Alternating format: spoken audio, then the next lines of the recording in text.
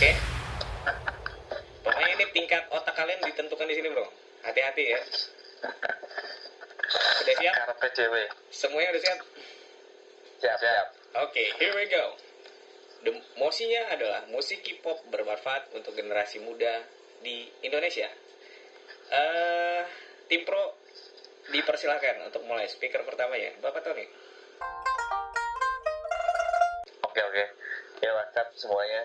Langsung aja ya ke topik yang menurut gue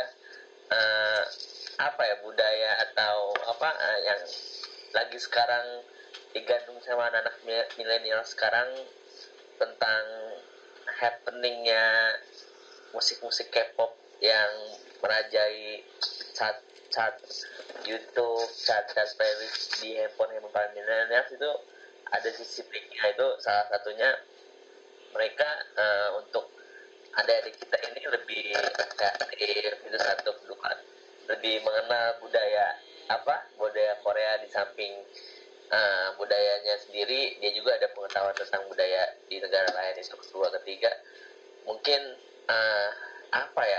sama seperti anak muda pada negara-negara lain, mereka emang saat ini kan mungkin budaya Korea itu emang lagi menggandrungi remaja-remaja seluruh dunia, sedangkan nggak bahkan di Indonesia, di Amerika juga mereka banyak yang digandrungi kan, di musiknya, dari dramanya ya kan.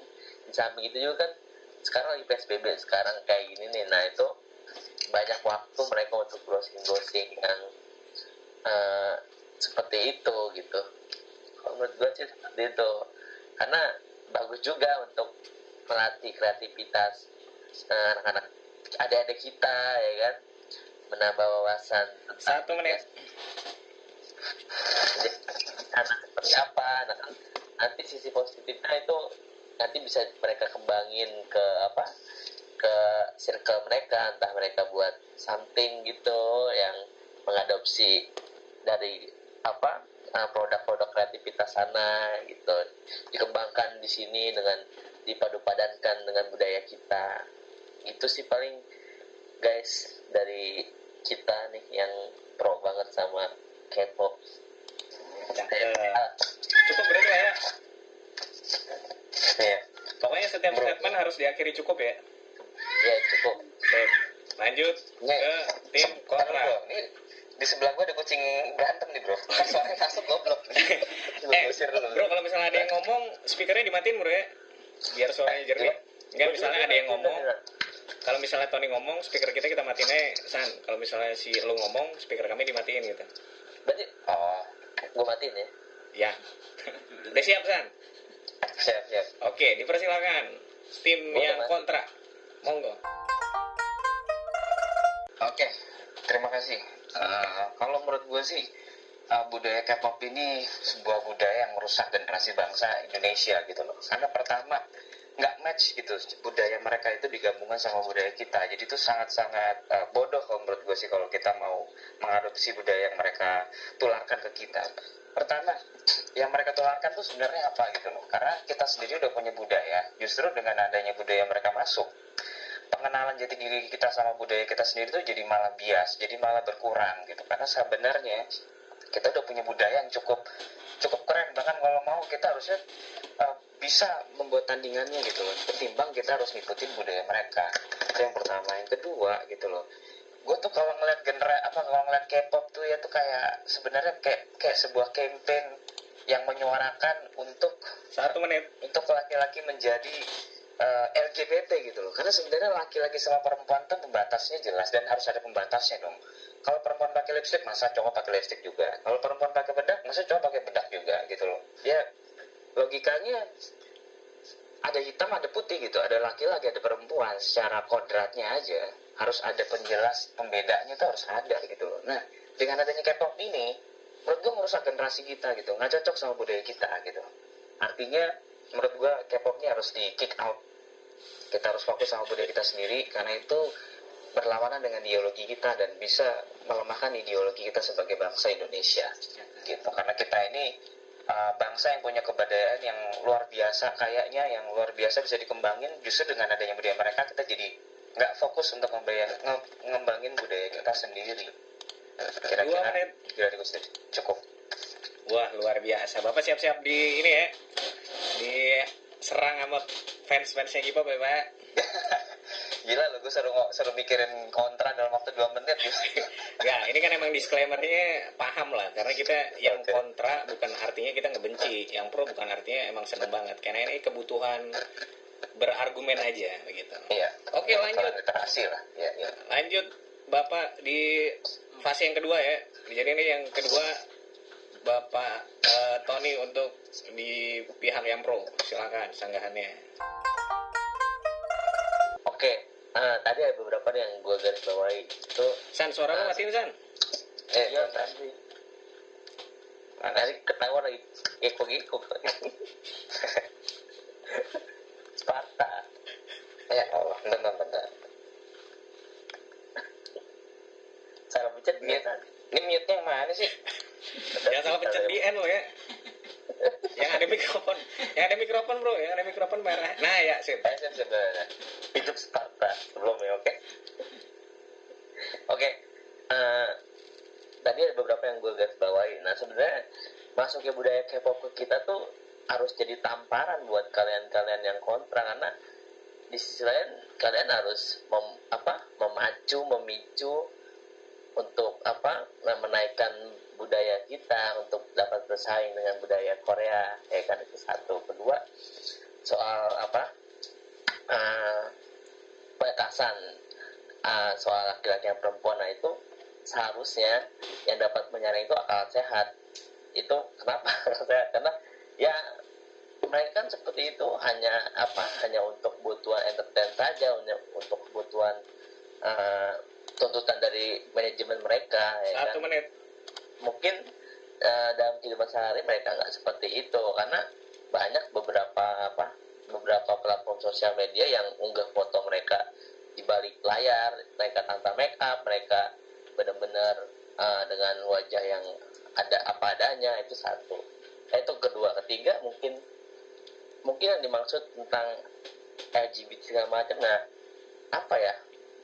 mungkin di sini di budaya Indonesia mereka belum menerima tentang pria berkesenian, khususnya antara dance ya. Mungkin tabu ya kalau di sini cowok yang dance itu dianggap melambai, dianggap ngondek yang menuju ke arah LGBT ya. Mungkin beda halnya kalau kita lihat dari sisi art dan seni ya. Di art di sini tuh nggak ada batasan. 2 menit. Ya, cowok atau cewek itu boleh nari atau enggak, kayak gitu. Ini udah cukup ya 2 menit ya? Iya, sesi kedua 2 menit aja, jangan panjang-panjang. Ya udah Bapak, berarti saya udah dong, cukup. Udah, cukup, sip. Ya udah. Lanjut. Banyak ya. Udah. Ke Bapak kontra. Masih ada ini Pak, tahap ketiga. Statement. Oke. Closing statement. Oke. Itu ya. Ya. Tim kontra dipersilakan lanjut. Kalau menurut gue sih masih banyak budaya yang lain yang lebih bisa kita adopsi dengan baik dan lebih sesuai dengan kultur dari budaya Indonesia gitu. Nggak mesti harus K-pop gitu loh. Karena menurut gue K-pop tuh sangat tidak match dengan kebudayaan bangsa kita gitu. Yang kebudayaan bangsa kita ini dibawanya beda gitu loh sama bangsa-bangsa yang lain gitu loh. Artinya dibawa beda. Di sini sejarah bangsa kita ini cukup kuat gitu loh. Dari zaman Majapahit, dari zaman, artinya kita ini bangsa isinya tuh pemimpin-pemimpin, para orang-orang yang bisa ngerubah suatu peradaban gitu loh. Artinya dia bisa lihat sejarah. Nah jadi kalau misalnya K-pop ini masuk ke sini gitu, menurut gue itu merusak gitu loh, merusak kebudayaan yang udah ada di sini gitu loh. Kita bisa adopsi yang lain, mungkin misalnya kita bisa ngadopsi kebudayaan dari Arab misalnya mungkin, atau mungkin kita bisa dari Amerika mungkin atau Jepang gitu, tapi nggak K-pop gitu loh. Karena K-pop itu menurut gue membudayakan tetap sih LGBT kalau menurut gue gitu ya. Walaupun mereka mungkin nggak bermakeup atau gimana, tapi dari adegan-adegan gitu yang gue lihat di panggung mereka tuh kadang mungkin cowok sama cowok berpelukan, sok-sokan mau ciuman, itu udah nggak cocok sama bangsa kita gitu loh, nggak cocok sama bangsa kita yang beragama. So 2 menit. say no. Ya, thank you. Cukup mantap sekali. Langsung nih. Enggak, langsung. Dan apa? Ini closing statement terakhir ya. Artinya Bapak harus menegaskan kenapa Bapak itu jadi pro, begitu. Menurut gue ya itu dia tadi yang gue garis bawahi dan gue garis merah, karena untuk untuk tidak masuknya budaya lain ke kita itu ya itu menjadi satu tamparan ya. Pihak kita aja harus menaikkan popularitas, menaikkan satu branding biar anak-anak lokal tuh suka dengan budayanya mereka sendiri. Nah itu satu. Kedua, tadi kan menyebut beberapa negara alternatif lain, ya tidak menutup kemungkinan dari kultur-kultur dari negara tersebut juga bakal seperti ini, karena siapapun negaranya kalau memang sudah melekat dan sudah mendarah daging bisa dikatakan dalam darah konsumsi para anak-anak milenial kita, yaitu tidak kemungkinan pasti akan terjadi hal yang sama seperti Korea ini kan. Sejarah sudah membuktikan beberapa tahun belakang beberapa budaya masuk seperti dari Amerika, seperti Spanyol itu sudah pernah masuk dan happening dan jadinya sama. Nah mungkin dulu kita pernah disogongki sama beberapa budaya barat, salah satunya dari Simple Plan, dari kartun-kartun dari Nickelodeon segala macam, itu mungkin salah satunya ya. Nah untuk masalah LGBT segala macam itu baik lagi, semua itu mungkin adalah tuntutan entertain, tuntutan konten, tuntutan sama manajemen mereka untuk membuat seperti itu agar menaikkan nilai market value-nya di masyarakat, khususnya di target mereka gitu sih. Martin. Cukup ya? Oke, luar biasa. Lanjut, closing statement dari Kontra. Dipersilakan, 2 menit dari sekarang. Oke, stop jadi bangsa yang bodoh, jadi bangsa yang menjadi trendsetter bukan follower, tolak semua penjajahan dalam bentuk apapun termasuk kebudayaan asing, jadi bangsa yang kuat, yaitu bangsa yang punya kebudayaan, bangsa yang bangga sama kebudayaannya sendiri, jadi bangsa yang mampu mengembangkan dan memperkenalkan budayanya keluar, bukan justru malah menerima budaya luar masuk ke dalam, dan menjadi bangsa yang lebih cinta sama budayanya sendiri. Itu aja closing statement-nya, cukup. Wih, luar biasa. Tepuk tangan buat kita semua. Pakai efek tepuk tangan pom-pom kayak gitu. Ya iyalah, udah pasti Pak, tenang, aman. Begini nih, next. Udah, Spartan dulu gimana nih? Pada mau pesen nggak? Nah, jadi begitu dulu teman-teman sekalian. Terima kasih atas waktunya. Wah, sangat luar biasa. Yang nonton yang bisa nentuin siapa pemenang kali ini. Sampai ketemu lagi di debat santuy berikutnya.